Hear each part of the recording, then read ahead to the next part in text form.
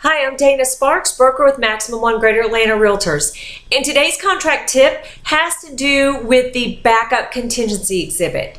So we're in a market where sellers are getting a lot of multiple offers, and the seller is selecting one offer, but perhaps wants to accept a second offer as a true binding backup.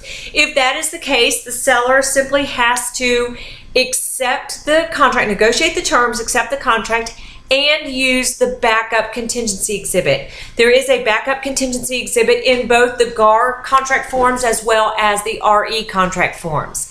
So just to go through this exhibit a little bit, it basically states that, and you negotiate everything. You negotiate all the time frames, closing date, financing time frames, due diligence time frames, all of that stuff gets negotiated just like any other contract.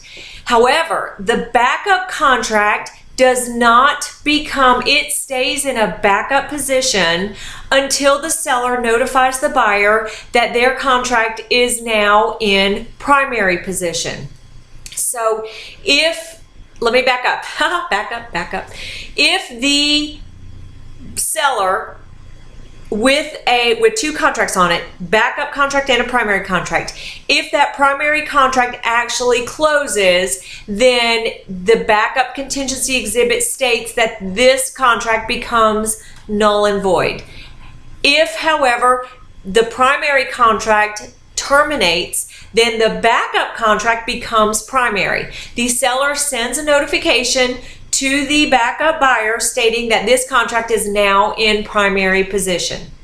At that point in time, all of the time, that date when buyer number 2 receives notification from the seller that their contract is now the main contract in place, that becomes the new binding agreement date. And that is the date from which everything else that has been negotiated in the contract is timed just like any other binding agreement date.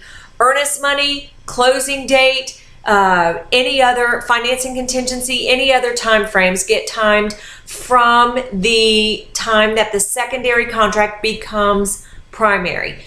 There is another provision in the Backup Contingency Exhibit that states where the buyer, backup buyer, buyer number 2, can put in a specific time frame. So, for example, a specific time frame for this contract to terminate. So you can either let contract number 2 terminate if seller closes with primary contract, or you can put in a specific date that backup contract, buyer number 2, that contract actually terminates on a specific date, and that is allowed for in that contingency exhibit. So take a look at that, and good luck. Again, I'm Dana Sparks, broker with Maximum One Greater Atlanta Realtors, satisfying your needs with service, innovation, and education.